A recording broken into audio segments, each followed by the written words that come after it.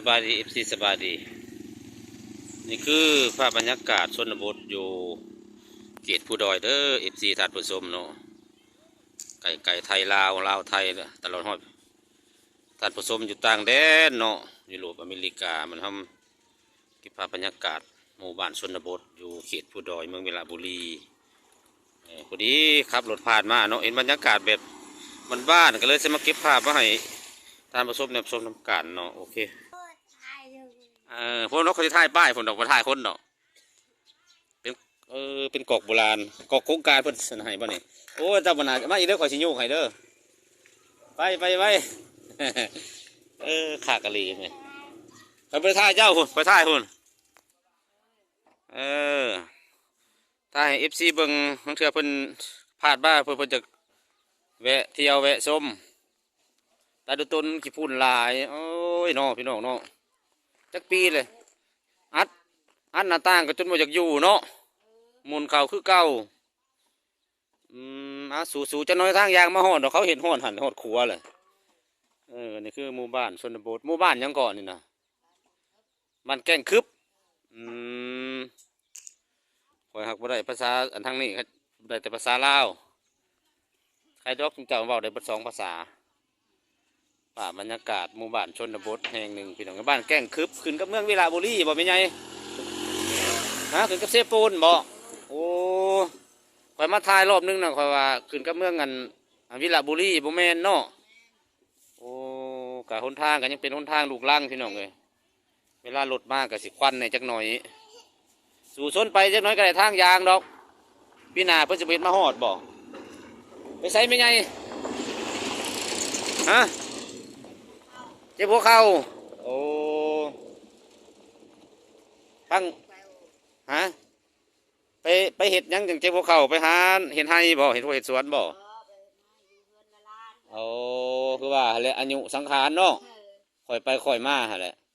เดี๋ยวสิลงไปเบิ่งแม่น้ำก็เสกอกว่าทั้งนั้นน่ะ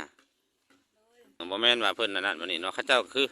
วิถีชีวิตแบบชนบทเนาะบ่สวยหรูคืออยู่ในเมืองในนาเขาเจ้าก็จะอยู่แบบสมประทานแบบธรรมชาติอันนี้อาจจะเป็นส่วนครัวเห็ดยางดีเลยท่านผู้ชมต้องป้องกันแม่น้ำที่สิบิดเจ้าเนาะพี่น้องอันนี้คือแม่น้ำทรายเสกอกอยู่มุมหนึ่งอีกเนาะไปทำมาหากินตื่นมากันทุกคนเอ้ยเนาะวิถีชีวิตชนบทพี่น้องจะประมาณนี้แหละทุกคนบรรยากาศน้ำกันพอมักมาทายมือน่ะเนาะก็เลยว่าบริตัดต่อคลิปก็เลยบริอัปเดตลงวันนี้เขาก็มาอัปเดตใหม่เนาะแล้วก็ข้อมูลบางอย่างมันก็บ่ถูกต้องบริลงพี่น้องมันเมาในเวลาเนี่ยเห็นน้ำกันซ้ำนี่ก่อนเฮากันละบัดนี้โอเคขึ้นมาคือเก่ากันทุกคนเลยโอเค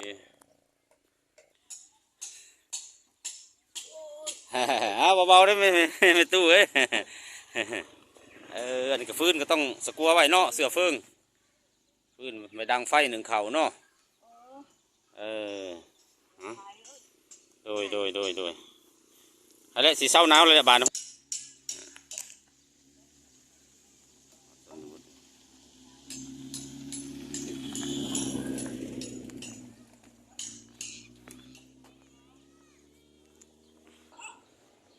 ฉีดก่อนโอเค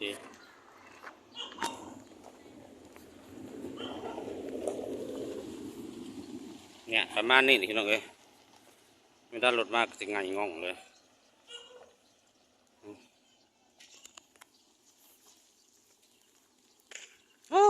วันขนาดนกเบาเนาะจากนั้นก็ทางยางแล้วอีพี่นาสิบหอดบ่ทางบ่พี่นามาหอดหรือทางยางหนักสิบหอดบ่พี่นาหรือพี่ฮื้อเนาะโอเคเด้อทุกคนทำกระสีพี่ถ่ายภาพบรรยากาศสำนีก่อนเนาะให้ที่ได้รับชมน้ำกันนี่คือชนบทข้าเจ้ากะทำมาหากินหมดก่อนไต่ตารางข้าเจ้ามีแต่ไม้เป็นซานลานแปลงข้าเจ้ามีแต่ลังใหญ่ๆเด้อแต่ว่ามีแต่หนทางแหละท่านละได้น้ำข้าเจ้า เคโอเคทุกคน